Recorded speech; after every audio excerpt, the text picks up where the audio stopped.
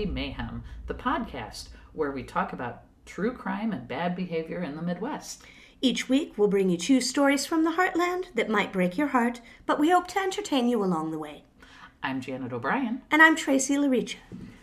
So how are you doing today? I am doing well. Janet, how are you today? I'm doing great. We just finished putting up our Christmas lights. Nice, yeah. So it's all decorated outside. There's a big, silly, fake Christmas tree in my front yard, so that's kind of cool. And I'm just happy with that. Nice. This is the week where I feel like we kind of finally started getting into the Christmas spirit when we saw our first few lights displays. Exactly. And all of that. So it's nice to be into the season. Yeah, we ended up doing 2 together this week. We did Anheuser-Busch lights. That was a lot of fun. Mm-hmm. And then the Garden Glow at Missouri Botanical Garden, which was also beautiful. Yeah. If you're in the St. Louis area, I would recommend checking out either one of them. Absolutely. Oh, and then lastly, I did not talk to her, but there was a play I saw earlier last week. Oh, yes, the Goonies. Yeah, parody of the Goonies. Mm-hmm. Magic Smoking Monkey Theater, correct? Oh, no, I'm sorry. No, it's Cherokee Street. Cherokee Street Theater, that's right. But a lot of the Yes. people that were in the same... Correct. Yeah, in the same troupe. So looking forward to seeing that tomorrow night as well. You're going to love it. It's so much fun. I will not give... No spoilers. No spoilers. But, they just way funny. Very, very fun. Well, that concludes our St. Louis Cultural Corner. You should come to all the things in St. Louis. There's so many things. Absolutely. But in the meantime, we're here to get muddy. I believe, Janet, yes, we you are. are going to start us off with a story this week, right? I am. I have a good story. Okay. This is actually another call-in. Oh, wonderful. So our friend Amy, she ended up... Hello, Amy. Hi, Amy. So she came up with this story, and I was looking at some other things, and I'm like, you know what? Yeah, I'm going to go with that, because it's fun. Okay. Just so happens, it happened right around Christmas time. Oh, wonderful. So okay. not really a Christmas story, but, it happened around that time. Holly Jolly Murders? Exactly. So I am going to talk about the first fully televised murder trial. Oh, wow. Okay. So this, we've always had trials that have been, televised. But this one is a murder trial, and they fully televised the whole thing. Mm-hmm. And so I guess a lot of people knew about it. It happened in the 1970s. Okay. The reason why I'm just giving you this description of it is that there are so many twists and turns. I don't want to give anything away in my story. So that's why we're starting with that. Now, can you tell, was this on just, I presume, in 1970s, this would have just been regular network television then, right? Absolutely. Okay. All right. 1970s, Madison, Wisconsin. So we're back in Wisconsin again. You can't stay away. No, we can't. Back in the 1970s, Madison, Wisconsin had several massage parlors. They were one of those kind of massage parlors. Right. Let's give you some examples of the names of these types of places. Okay. This is Heaven, the Geisha House. Oh, wow. Or Genie's Magic Touch. No clue what's going on back there, do you? Not at all. No. But then there was this other one, basically did the same kind of thing, called Jan's Health Studio. It was in a shopping mall, but it was still basically the same kind of place. Mm-hmm. You would go there, you would meet your masseuse, but, there was probably a happy ending at the end. Okay. There was a man by the name of Gerald Davies. He used to visit Jan's over and over again, and he fell in love with one of the masseuses. Her name was Barbara Hoffman. Okay. So Barbara Hoffman, she was 25 years old. She was going to the University of Wisconsin-Madison, and Davies happened to also work there. Oh, okay. So their paths crossed more than just at the massage parlor. Right. She was going to school, getting a biochemistry major. Okay. She had a 3.9 GPA. Wow. And she spoke 3 languages. Oh, my. She really was trying to get out of the skin trade. Right. So she learned how to say, "Sir, please put that away," in all 3 languages. Exactly. Because of basically the shady characters that would come into the parlor. Sure. And one of them included the Wisconsin cocaine kingpin, Sam Ciro.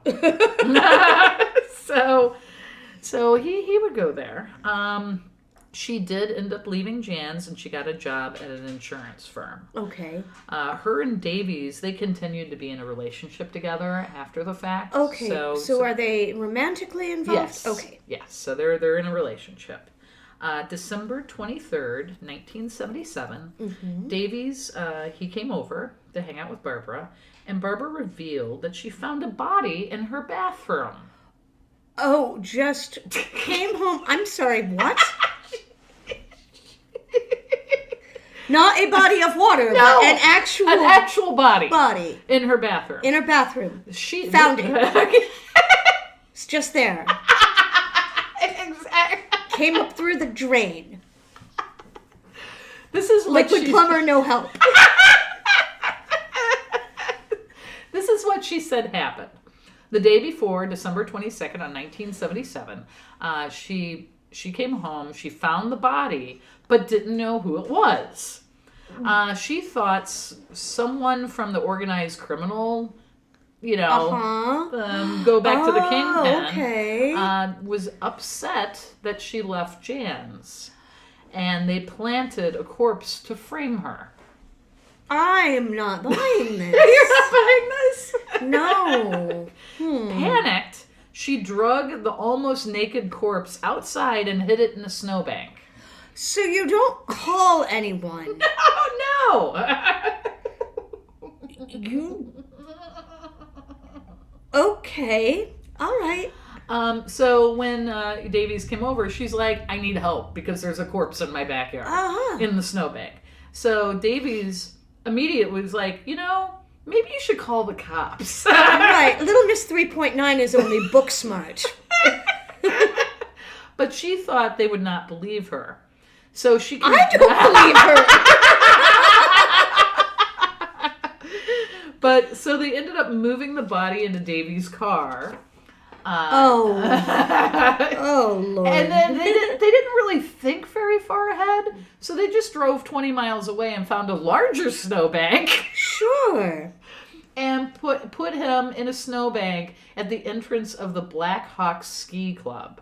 I don't know. I have no idea why. So a nice snowbank near a very well-traveled area where people will find it. Okay. Yeah, that seems reasonable, right? This tracks. Yeah.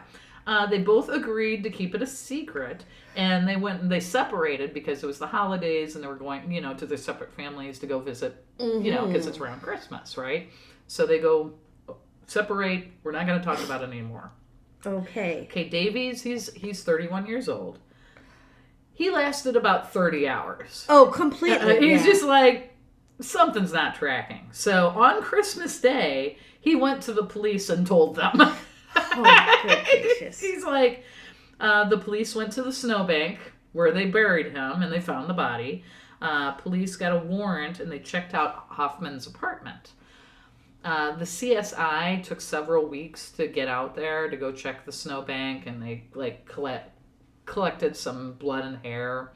From snowbank number 1? Or snowbank number 2? Probably 2. I don't know. Maybe both. So they figured out the corpse was a man by the name of Harry Burge. Okay. He was 52 years old, and he worked at a local tire company. Okay. They did find out that there was a $30,000 life insurance policy on him. Okay. And the beneficiary was Linda Millar. It's Millar. Okay. When the police told Davies, her boyfriend, the name of Harry's beneficiary, Davies was like, well, yeah, I know who that is. That's Barbara. Oh. She changed her name when she left. Oh. The masseuse. So that as to just kind of... To kind of like separate, one part of her life from the next. Exactly. Okay. So...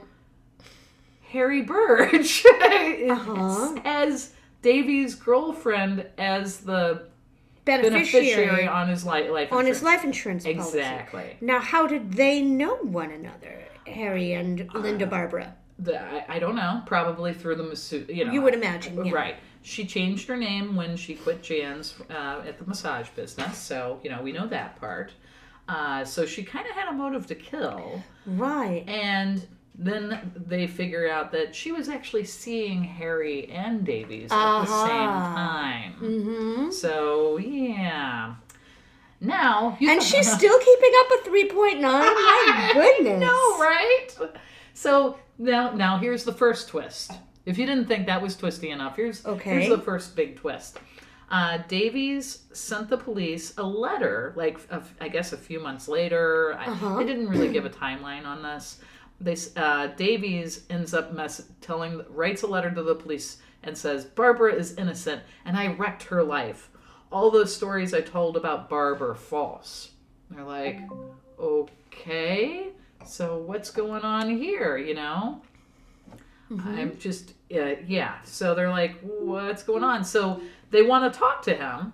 And they apparently also sent letters out to her lawyer and to the local newspaper. Okay. Explaining that. But he never actually said what happened. He just said that she's innocent. Exactly.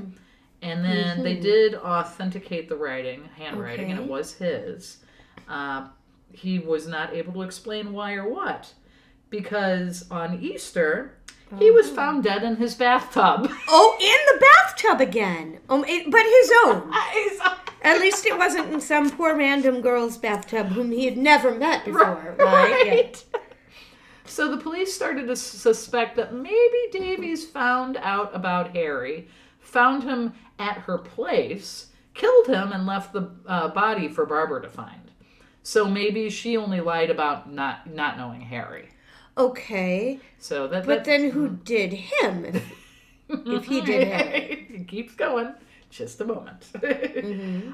So the charges were dropped at the first trial because Davies was a dead suspect. Right. So when she was walking out of the court after the first trial, the police came up and they arrested her again. But this time for a double murder of Berg and Davies. So they're like, this doesn't track right, So now we have twist number 2. Twist number 2, okay. The police found out Davies had taken out a life insurance policy. Oh, and Barbara. No. No. There was one taken out on him for $750,000. Mm-hmm. $30,750. Right. They ran a bunch of tests on him because they're like, okay, we didn't clearly test the first guy very much. Let's go ahead and check out. We're going to throw all the tests at Davies because something's not right. Fool me once. Kill me once. Apparently, Davies died of cyanide poisoning. Well, how's about that? Isn't it interesting? So they redid an autopsy on Harry, and they found out he also died of cyanide poisoning. It is a small, small world. Right, because they originally thought he died of a head trauma. So they clearly did not test him very well. And they said Harry, the first guy, the snowbank guy, he apparently had 40 times the lethal dosage in his system. William Grover Garrett, the associate of the Kingpin Ciro that I mentioned earlier, the cocaine guy, he was also a manager at Jan's. Oh, okay. So he knew Barbara / Linda. He said back when she worked there, she mentioned she was planning on marrying Davies. Okay. And then she was going to take him on a Mexican honeymoon. And Mexican honeymoon is code for you're going to take this guy down to Mexico, you're going to kill him. And then come back. And then you're going to go ahead and cremate the ashes and then send him back, and then the cops will have no idea what happened to that body. So that's not looking great on her. So there's a lot that doesn't look good for not at our all. girl here. Not at all. So the trial happens. It was the first fully televised murder trial in history. She was acquitted for Davies, but she was guilty for murder of Harry. She ended up getting life in prison. Okay. So she's been in prison for 40 years plus at this point. She has never given an interview or statement except one statement she made: "I did not commit the crime of which I have been accused and for which I have been convicted, and that's all I have to say." So that's what she's ever said about this whole I thing. didn't do it. I didn't do it, yeah. That's it. Now, there's another theory Okay. about what happened. They think what happened is that she planned on killing Davies because he had the very large life insurance policy. Right, correct. She went and she bought some cyanide. She was actually in a decent relationship with the hairy guy. Uh-huh. But because killing him wouldn't have been much of a payout, $30,000. Right. Fine. So they think what happened is on December 22nd, he came over to her house and he brewed some instant coffee like he always does. And then he found this little tin that he thought was sugar. Oh, no. And he put several spoonfuls of it in his coffee. Oh, no. And that's why there was, that 40 times the amount of cyanide. Cyanide, right. That's a lot. You wouldn't necessarily give that big of a dose. Right. And then they said he thought it was sugar, it was cyanide. He took like a few sips and then... You would think you would taste that or smell it or something. I don't know. And apparently just, the theory is that that's what happened to him. Mm-hmm. And then she went ahead and killed Davies because she thought he was going to testify against her. Right. But, we remember the letter that he sent to the police saying it wasn't... It wasn't her fault. It wasn't... Right. So she killed him not knowing that he had recanted. Everything. Yeah, and was no longer going to testify against her. So, yeah, not good. Not good at all. Oh my. Now, I do have some pictures here. Okay. There was actually a movie made about this whole story. What's the name of the movie here? Winter of Frozen Dreams. Winter of Frozen Dreams with the snowbank. Sex, passion, betrayal, murder.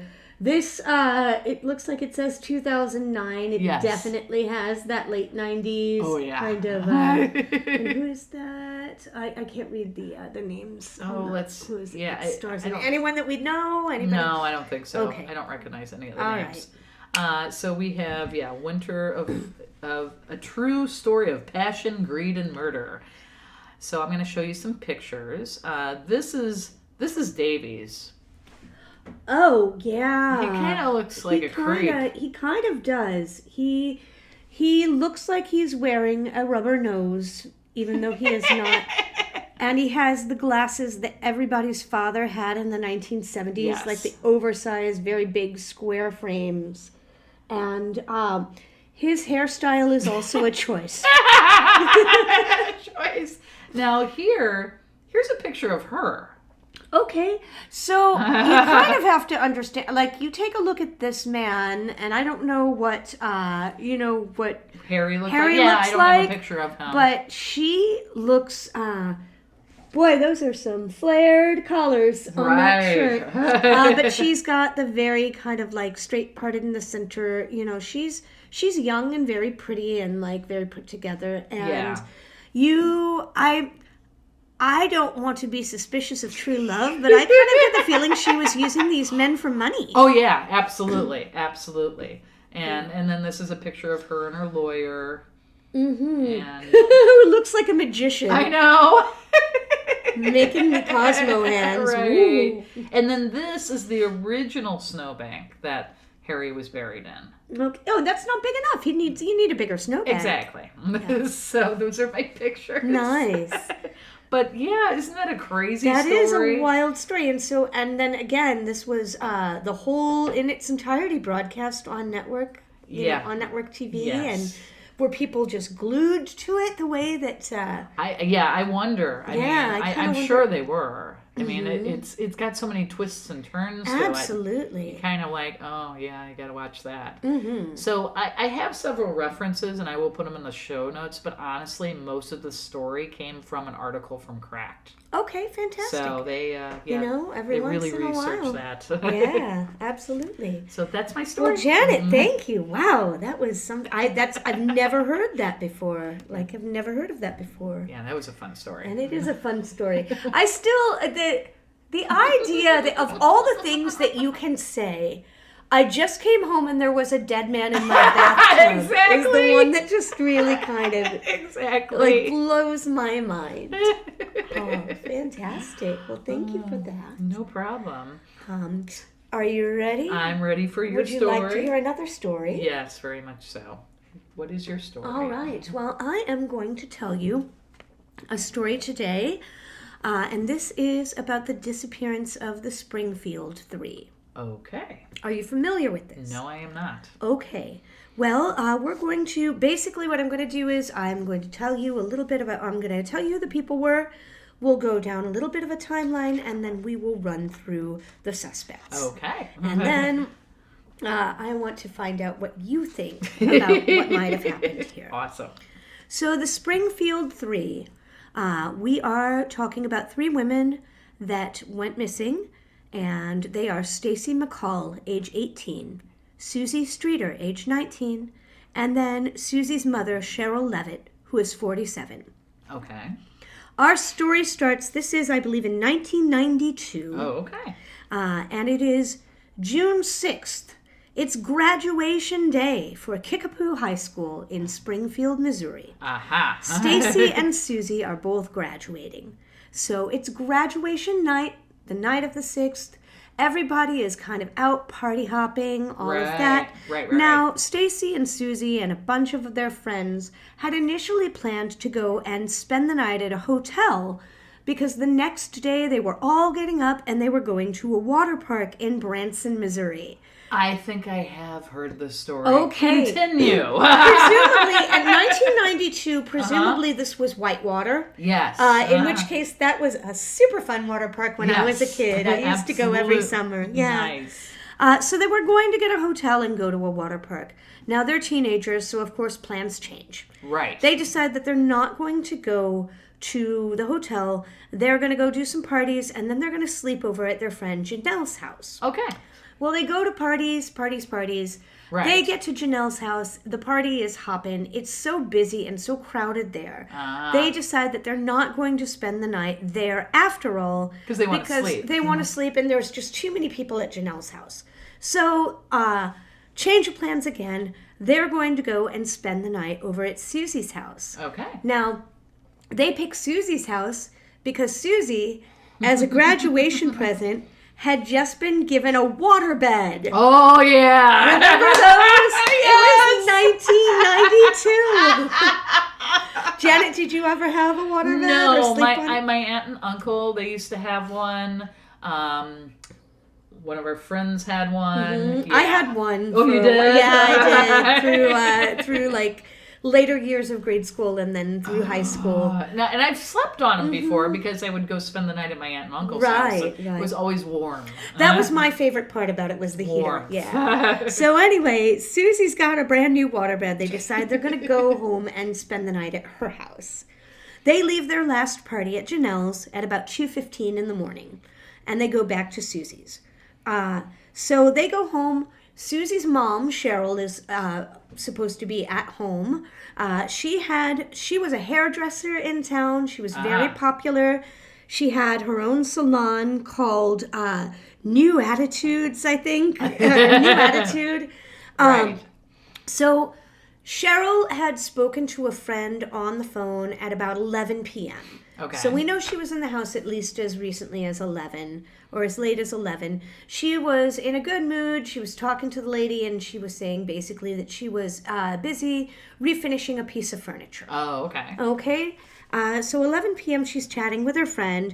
Susie and Stacy leave at about 2:15 from the party and they go home. The next morning they're all ready to go to the water park. And Janelle can't get a hold of Susie and Stacy. Oh. She thinks, well, they might just be sleeping in. Right. So they swing by the house, Janelle and her boyfriend, and they knock on the door, and there's no answer. But the one thing that they notice, the only thing that seems to be out of place, all 3 cars, Stacy's, Susie's, and Cheryl's, are all in the driveway. Oh, wow. Okay. The only thing that seems kind of out of place is there's a porch light, and the porch light has kind of like a glass globe around the bulb. Right. Yeah, and the glass globe is broken, and there's glass on the porch. Right. So Janelle is knocking, hey guys, come on, wake up, time to go. And her boyfriend finds a broom and helpfully sweeps up the broken glass. Sure. Before somebody gets. Exactly. So he sweeps up the glass. Janelle tries the door. It's unlocked. So they let themselves into the house. And they're yelling, Stacy, Susie, come on, time to go. And they don't see any sign of a struggle or anything unusual in the house. Now, all three women's purses are kind of down at the foot of the stairs along with their keys. Okay. And so Susie and her mom were both apparently chain smokers. Oh, yeah. And so their cigarette packs are also kind of downstairs right in that same area. You remember, it was the 90s. Oh, you remember those big leather cigarette packs? Oh, with yes. the thing? Everybody's mom had one. Yes. Like it would hold your Virginia Slims and a lighter and all of Right. that. Yeah. So their cigarettes and their keys and their purses are all kind of down at the bottom of the steps. Also, Cheryl had a dog, a little Yorkie named Cinnamon. Cinnamon is in the house still, and she is kind of agitated and upset. Oh, no. Blue's over there shaking her collar in sympathy. So we're like, who leaves all of this stuff? If they left somewhere, why wouldn't they have their purses? stuff. Why wouldn't they have their keys? Where did they go? Right. And it's been mentioned on a couple of Reddit boards, if you're a smoker, a heavy smoker, You're not going to forget your cigarettes. you do not leave without your cigarettes. No, you don't. Right. So they kind of are looking through the house, calling for Stacy Susie. Upstairs in the bathroom, it's obvious that these ladies were ready for bed. There are damp cloths in the hamper that have like makeup on them, like they used, right. To take off their makeup when they got home from the party. Stacy's clothes that she had worn the night before are neatly folded kind of at the foot of the waterbed and on top of her shoes. Oh, Their wow. jewelry is all kind of left on the counter in the bathroom. It looks for all the world like they just came home and got ready to go to sleep. Right. Untouched graduation cake in the refrigerator. So while they're there and just kind of wondering, like, where is everybody? Right. The phone rings. So Janelle answers. I guess maybe I would have done that back then at my friend's house. You might have. If you were very confused on what was going on, nobody has cell phones. Maybe they're, maybe it's them. Exactly. Right. Yeah. No, that. Remember back when you just had to play roulette and answer the phone without knowing who was on the other line? Yes. Like, it could be the person you were waiting for or the one person that you really didn't want to talk to. Oh, yeah. You just had to pick it up and say hello. Exactly. Kids today. So the phone rings. Janelle answers it. It's a male voice who immediately starts saying really obscene, dirty, sexual things. Oh. Janelle hangs up the phone. Creep. Right. Like figures it's just a prank phone call. Because you could do that back then. Oh, yeah, absolutely. You can't do that anymore. No. Obscene phone calls are a vestige of the past. All right, so the phone rings again. She picks up again. She's not a 3.9 student. And it's the same guy, so she hangs up again. They figure maybe Stacy and Susie just went on ahead and they're going to meet us over, an hour or so away in Branson. Right. So they leave. They do not call the police. Now, meanwhile, Stacy's mom hasn't heard from Stacy, and it gets to be the evening. It's towards the end of the day. They probably should have been back from the water park by now. No Stacy, no phone call. So she calls over to Susie's house. No answer. She goes over. Same thing. Car's in the driveway. She knocks. No answer. Tries the door. It's unlocked. She lets herself in. Oh, my God. And walks around, sees all of the same things that Janelle saw. Right. The answering machine, the light is blinking. So Stacy's mother, Janice, goes over and she presses play. She said that the message was kind of strange sounding. She didn't really remember all of the details, but in playing the message, it erases the message. Oh. It's an older answering machine. Yeah, it is. Yep. So in playing the message, it's erased. Yep. There's nothing. She can't get it back. Right. Now they call the police. But in the meantime, before the police come, About a dozen friends and family come over and like, what's going on? These people are missing, and so they're going through the house, like Scooby-Doo and the Mystery Gang, looking for clues. Right. And they go through the house. So by the time the police get there, it's a little like the John Benet Ramsey case. By the time they get there have been so many people in and through the house that you're not really going to be able to pinpoint anything. Yeah. So the police are like, yep, they're missing. Mm-hmm. Search parties go out. They kind of go through the woods and everything around. One thing that I listened to said even that they were even looking for like flocks of like carrion birds, like buzzards and stuff, and like they would try to drive to like near where they were, were circling to see if they could find anything right below. They put out tip lines. They get phone calls and tips and, oh yeah, we think we saw them there. Nothing credible. Nothing pans out. Wow. So after this, they, in I think the fall of 2012, end up on America's Most Wanted. Oh yeah, I used remember to watch when that was a thing? Oh yeah, that was definitely a thing. This story has so many. Oh my gosh! Remember the 90s moments? Yes. So they're on America's Most Wanted. Oh my gosh. They get lots of tips again, but again, nothing really credible until New Year's Eve of 2012. Okay. A man calls the America's Most Wanted tip line. He says, I have credible knowledge, prime knowledge, about the disappearance of the Springfield Three. Wow. He sounds legit. He makes it past kind of the show's screener. Okay. In transferring the call from the switchboard, from America's Most Wanted switchboard to the Springfield Police, the switchboard drops the call. The man never calls back. Oh my God. There's no way to get him back.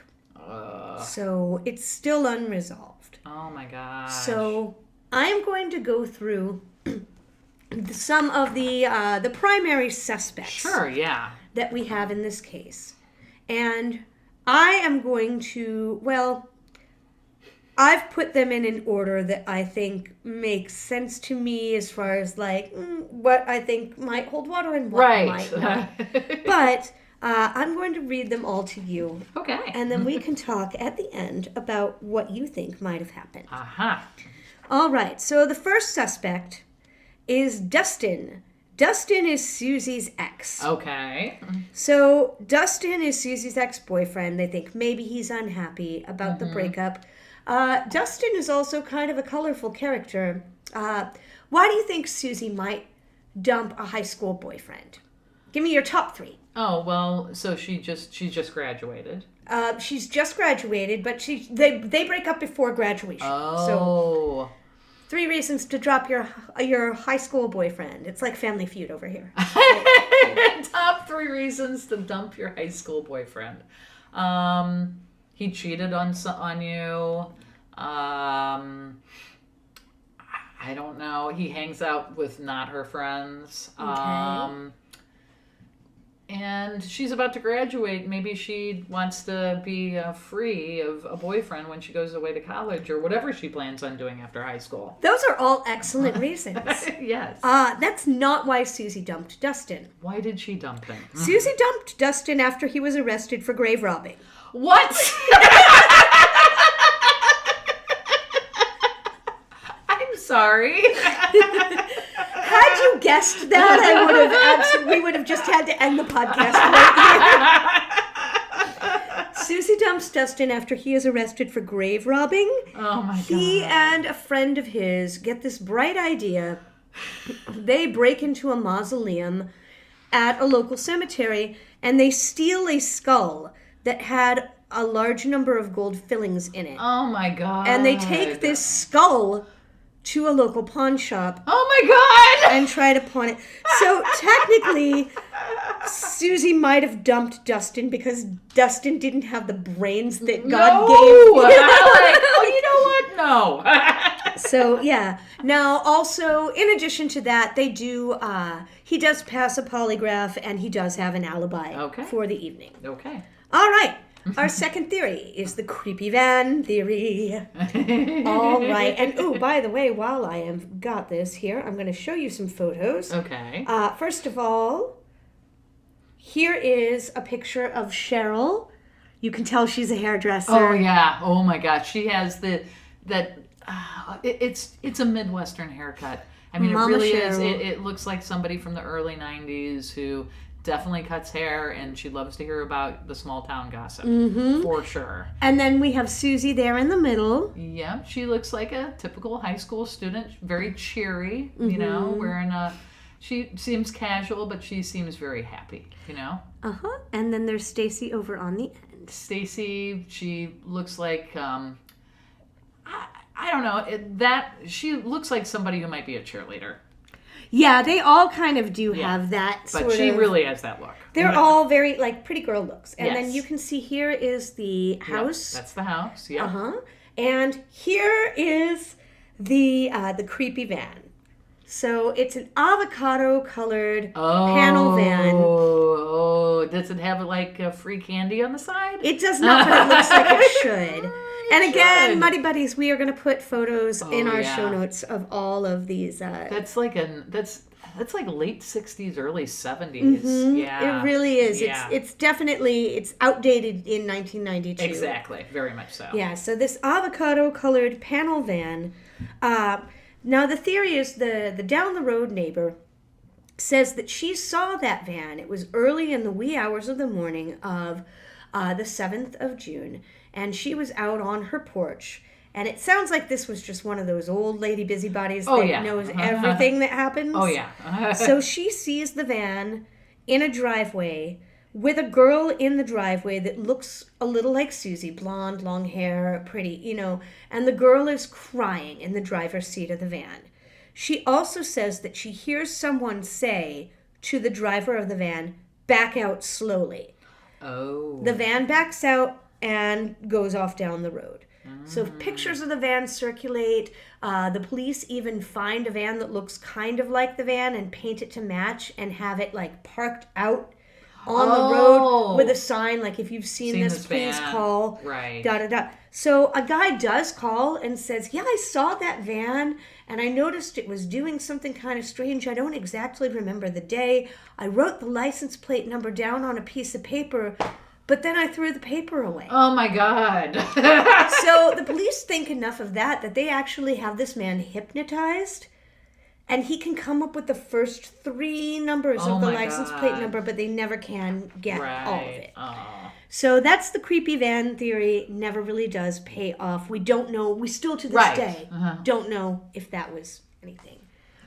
Our next suspect, his name is Bart Streeter. Okay. You might recognize that last name, Streeter, because Yes, I he do. is Susie's brother. Oh. So he's Susie's brother, Cheryl's son. He is 9 years older than Susie. He had a kind of a history of getting into trouble. He is a raging alcoholic for most of his life. In fact, he had lived with Cheryl and Susie for a little while. Cheryl kicked him out because of all of the nonsense, bad behavior surrounding his alcoholism. Also, once he and Susie had gotten into an argument, and he allegedly had stabbed her with a fork. What? So he's drunk. He's drunk with a temper. He's Susie's brother. But he also, you know, he kind of bounced in and out of the family's life. It wasn't unusual for him to be gone for like years at a time. And so, you know, he also, and I believe that he also has an alibi and like passes the polygraph. Gotcha. Now, those are the people that we get to kind of right after the disappearance. After America's Most Wanted, all of the tipsters, a tipster calls in a man named Robert Craig Cox. Okay.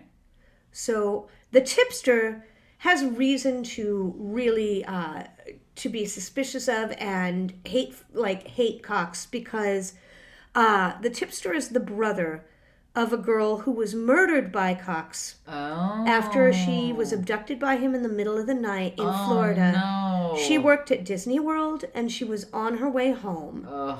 So she was on her way home. She's abducted and murdered by Cox. He comes back to the hotel room. He was down in Disney World celebrating his graduation. And he comes back to the room and he's got blood all over him. The end of his tongue is bitten off. Oh. He goes to, his parents take him to the ER. He says he did it. He bit his tongue. He accidentally bit his tongue. Now, Off. No. he also doesn't have the bit of tongue that's missing. And the way that it's ripped, too, they think that, like, there's no way he did this himself. Now, while he's in the ER, they find the body of this girl, like, a block or so away from the hotel. Oh, my God. Now, they know that he is probably responsible for this. Right. But they don't have enough to charge him. And so they can't charge him. They have to just kind of treat him at the hospital and release him. And he was set to join the army. So a week later, he's in the military. He's in the wind. Oh, my gosh. Right? Now, while he's in the army, during his time in service, he has 2 convictions of abducting and assaulting women. Oh, my God. So he gets dishonorably discharged from the army. And now, with these other convictions, now there's enough for the state of Florida to rearrest him. Oh, okay. He goes to trial for the girl that he murdered outside of Disneyland. He is convicted, but the conviction is overturned.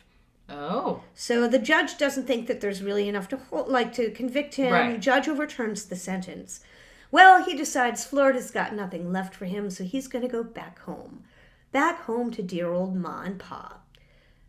Back home to dear old Ma and Pa, who have relocated to Springfield, Missouri. Yeah. You're following. Yeah. So he goes there. He works a number of jobs.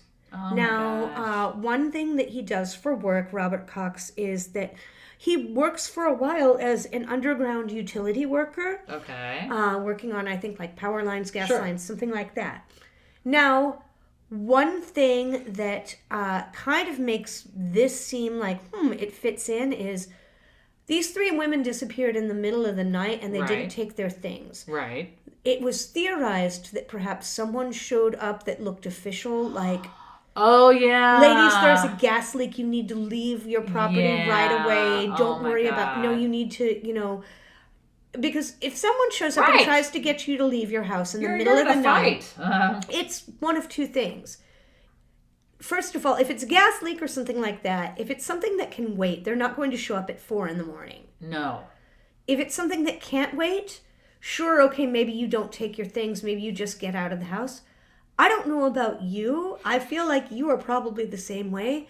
They would have to drag me bodily for me to leave my dog. Right, yes. Right? Like, right. If it was a real emergency, ladies, this house could blow any minute, I'm taking my dog. Yeah. I'm not just, No, you don't leave your dog there. You don't leave the animal in the house.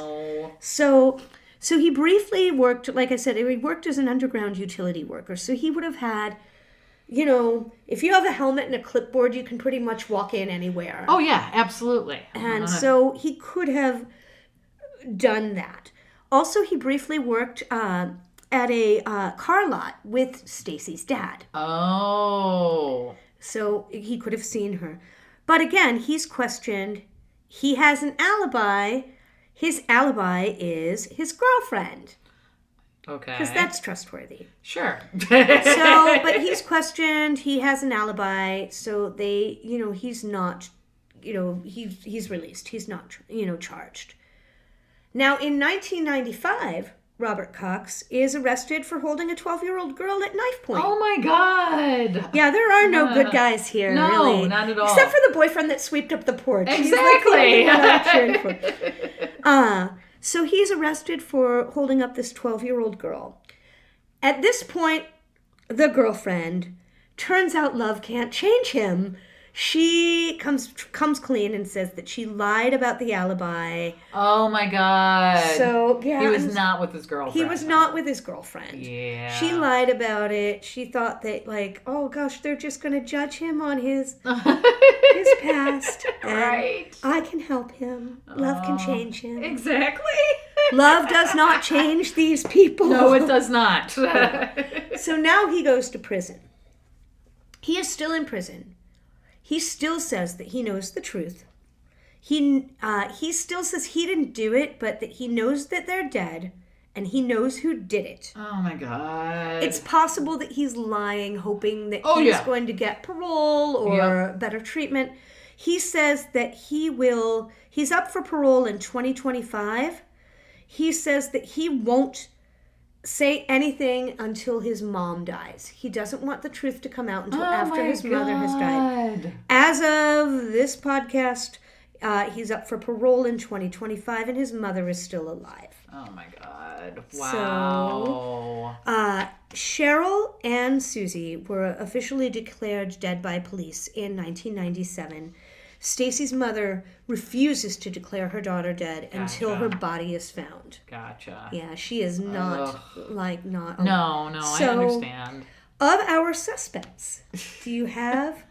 I think it's the last guy. You think it's Robert? Oh, Cox? yes, absolutely. Okay. Yeah. There's too many similarities to what he's done. And, because, I mean, honestly, they're just high school students. I haven't heard any crazy stories about, bullying or really horrible breakups other than the one kid. The grave robber kid? Yeah, but I mean, that's... And it wasn't even that they had a bad breakup. It was just that he did something colossally stupid. And so stupid. Is that enough that Stacy's like, why? Or Susie was like, why? Exactly. Now, there is a little postscript on this. And we'll see if this changes your guess. And that is that, remember the stepbrother Bart? Yes. In 2019... Bart is arrested once again, first of all, for drunken disorderly conduct. Sure. And second of all, for attempting to falsely imprison a 15-year-old girl in a nail salon. Oh my God. So he tried to take her out of the salon or get the people to let her go with him out of the salon, and claims that he was her grandfather. Okay. And the girl's like, I don't know him, eventually. Right. So there's video footage of this online somewhere, wow. Where you can see that I guess he doesn't really abduct, he doesn't grab her by the arm and he's just trying to convince her to leave. But he's trying to get her out of the salon. He claims when questioned that it was all just a big misunderstanding. He forgot that this girl was not your granddaughter. So he ends up I think he gets the arrest for drunken disorderly, but nothing happens to him on that count. Wow. Yeah, so... That is crazy. I'm with you. I still feel like Robert Cox is the strongest suspect. That makes way more sense. But he's picking just random people and, easy target. Right. Yeah. So meanwhile, like I said, Stacy's mom, Janice, to this day, still will refuse to declare her daughter dead. She started up her own kind of foundation called One Missing Link. Oh. And she works with a lot of other organizations involved with missing people. She is still looking for her daughter. She is still helping in the search for missing children. She said she'll never give up the search for Stacy, and the best way she can honor her is to try to help other families that are in the same terrible position. Right. No. So, and I will show you, there is my last photo here, is the FBI still, this is still an active investigation. Wow. The FBI still has posters. Here is the most recent poster of the people that, of the Springfield Three that are missing, as well as photos of, with age progression of what they might look like today. That totally makes sense. Yeah. That is crazy. All right. Wow. And my sources for this story were ozarksfirst.com, Wikipedia, fbi.gov, people.com, which actually had a very nice article, and then finally a wonderful podcast called Hollywood Crime Scene podcast. One of my favorites has an episode surrounding the Springfield Three behind their paywall on their Patreon. Wow. And it is really, really excellent and goes into a lot more detail than we had time for here. Wow, that's amazing. And great story. Thank you. I know I had watched something about it, but I did not remember all the details, so it still felt like I was listening to it for the first time. So, no, that was good. Hopefully they'll figure it out. I hope so too. I was going to say, and I've Janice and Stu McCall, Stacy's parents, are just like the most, genuine people, and I really hope that they get answers. Yeah, me too. Yeah. So I think this is where we should take a break, right? We will take a little break, and we'll come back in time for What's Nice. Yeah, we'll be back for What's Nice. If you like being a Muddy Buddy, here are some additional ways you can support the podcast. We have merch available, and the link to our storefront is available in the show notes. You can also support us through our Patreon to help offset the cost of producing and publishing the show. And, of course, finally, we would love it if you would leave us a kind review and a 5-star rating. And now, let's return for What's Nice. Welcome back. Welcome back. And Muddy Buddies, it's now time for us to talk about what's nice here. Yes, we are. So I'm going to start first. Mm-hmm. I know we keep going back to Wisconsin, but, it's Wisconsin. I love going back to Wisconsin.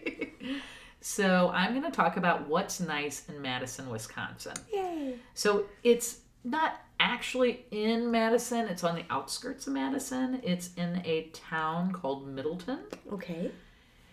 Have you ever heard of the National Mustard Museum? No!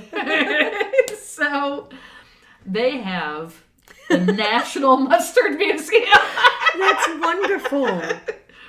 The museum has 6,500 mustards from all 50 United States and over 70 countries. Oh my gosh. Along with hundreds of items of mustard memorabilia. It includes sterling silver and porcelain mustard pots, antique tins and jars, vintage ads, and the history of mustard. I was going to say mustard, you'd think that's been around for a long, long time. Yeah. So the founder and curator of Colonel Mustard? He was not caught in the library with the wrench. just so you know. No, his name was Barry Levinson. His name is Barry Levinson. He says the reason why this whole thing started, he says, blame it on the Red Sox. Okay. Because 1986, his favorite team, the Red Sox, they had lost the World Series to those goddamn Mets. Pond scum, right? We here in St. Louis still carry a chip. Just a little bit. Just a tad. So he was sad, and he's wandering around an all-night supermarket, and he's looking for the meaning of life. Because, some people are very attached to their sports. Some people do really they take it so seriously. Yeah, so this is what was going on with him. And he said he passed by the mustards. He was down the condiment aisle, and he sees the mustards, and he said he heard a voice in his head. Maybe it was the beer he was drinking. Who knows? And it says, if you collect us, they will come. Wow. So he bought a dozen jars of mustard and decided to collect the world's largest collection of mustard. I guess, whatever gives your life purpose. He said at that time he was working as the assistant attorney general for the state of Wisconsin. Wow. Okay. While he was in Washington, D.C. to argue a case before the Supreme Court, he was at a hotel, and he saw a small, tiny jar of discarded mustard, like, just sitting out. They were cleaning, the maids. Those little jars that they give you with room service are freaking adorable. They are. I have a whole set of them. So you understand. Oh, completely. So he ended up grabbing it and putting it in his pocket. And then he said, I argued a case before the Supreme Court. With mustard with a jar of mustard in my left pocket. Oh. And then he won the case. It's his lucky mustard. And so in 1991, he left law to devote his life in collecting mustard. Apparently this place is open every single day. They are only closed, like, I think on Christmas and New Year's or Thanksgiving. That they are open every day. You can go in there and buy mustard. You can look at all the mustard memorabilia. And that's what he does. Do we know if he's a married man? I don't know. Because otherwise I am just trying to picture. You go on, so hey, Karen, how was your date? Oh my gosh, so we sat down, we were talking, he was handsome, well-dressed, smelled nice, and we were chatting, and I said, so, like... What do you do? What do you do? And he's like, well, I used to be the Attorney General, but now I just buy mustard. Or Assistant Attorney General, but now I buy mustard. Oh. Hi, would you guys like dessert tonight? Oh no, thank you. No. I gotta tap out. Oh my gosh. So if you're ever in Middleton, which is just on the outskirts of Madison, you can go to the Mustard Museum. You know, the next time we drive up for a Adora County trip, we might need to make a little bit of a side trip for that. Fantastic. Well, Janet, that is fantastic. Oh, gosh. The Mustard Museum. I love it. Me too. Would you like to hear about what's nice in Springfield, Missouri? Yes, I would. Now, this is kind of funny. Like, we don't tell each other anything about our stories or our what's nice before we record because we want it to be fresh for the listener and for one another. Exactly. But we do somehow ironically find ourselves on the same page so often in that my what's nice is also food related. Of course it is. So, my what's nice in Springfield, Missouri is a dish that was invented in and is iconic to Springfield, Missouri. I think I know what it is. Is it a certain Chinese dish? It is. Is it a certain cashew chicken? It is Springfield cashew chicken. Yay! Yes. Now, Springfield cashew chicken is, like I said, invented in an iconic, dish of Springfield, Missouri. It was invented in Springfield in 1963 by a man named Wing Yi Long. Uh-huh. And he goes by David, and he goes by David because, we'll get there. At age 19, he immigrates to the U.S. from China as a kid, and at age 19, and so he's here as like a, like I said, a 19-year-old kid, a young adult, I guess. Right. He planned to bring his family, his wife and child over with him, but then was stalled by World War II. Oh, and gotcha. So he enters the armed forces. Oh, wow. And he goes into the army and he gets put on KP duty, on kitchen duty, and ends up spending most of the war working in the kitchen and cooking for the troops.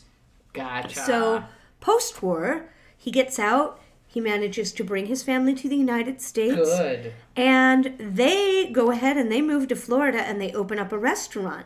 He's been cooking all this time. Right, exactly. And so, this is what he knows. Oh, also, while he was in the Army, that's where David comes from. His, apparently, his commanding officer couldn't get the hold of saying Wing Yi as his name. So just, it's like, you're David now. So he goes by David for the rest, So he goes by David now. He moves to Florida. He opens up a Chinese restaurant, and it's fairly popular, but he has one regular customer that is a traveling customer who spends, time traveling on business in Florida, and he says, man, this is really, really good. Now, the man isn't in the restaurant industry, but for some reason he owns a restaurant in Springfield, Missouri, and he says, listen, I just opened this place, Lotus Garden.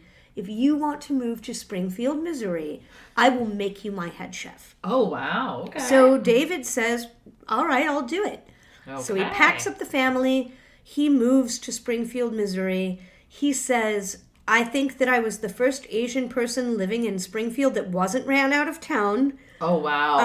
So he moves to Springfield, and this is in the early 1960s. And in 1963, after working at Lotus Garden for a while, David has saved up enough money to open up his own place. Oh, wow. Okay. And he opens up Leong's Tea House. Now, he had noticed, having spent a couple of years in Springfield by this point, that Midwesterners, we like our stuff breaded and fried. Yeah, we and do. sauced Oh, yeah. So he took a dish that he had tried and thought, like, okay, I can understand why people like this. Chicken fried steak. Oh. And he's like, I'm going to do something that's Asian and kind of chickeny, but like with this breading. Yeah. So Springfield cashew chicken, what makes it kind of a little different from other cashew chickens is instead of it just being a skinless, piece of breast, Springfield cashew chicken is breaded and fried and then tossed in kind of a spicy, gingery, garlicky brown sauce with cashews. I know, I'm making myself hungry. I know. So this dish makes him famous. It kind of makes Springfield a little bit famous. Nice. And to this day, David and his son, they went traveling in China, and they said that they stood outside of this restaurant in Hong Kong and saw that cashew chicken, Springfield cashew chicken. No way. It is on menus all over the world. They said they've seen it in Seattle, New York. That's fantastic. And, as far away as Hong Kong. Wow. And it is delicious. Yes. Springfield cashew chicken is it's pretty good. Like I said, you can get cashew chicken on most Chinese restaurants. Right. But in Springfield, it has that extra kind of crispy Nice. breading and frying. So my source for this, What's Nice, was primarily Feast magazine. I am going to show you a picture of Springfield cashew chicken. And again, we'll put that up in the show notes so that if you are from outside of Missouri, or if you haven't ever been to Springfield, you can take a look and see just how good this looks. That is awesome. And that's What's Nice here. Awesome. Well, we had some great stories this evening, We didn't really did. We've had a good time. Thank you for joining us and giving us an hour of your time, getting in the mud with us. Yes. Thank you, Muddy Buddies, for following along. Mm-hmm. And as we like to say in our closeout, stay Midwest nice. Stay Midwest nice.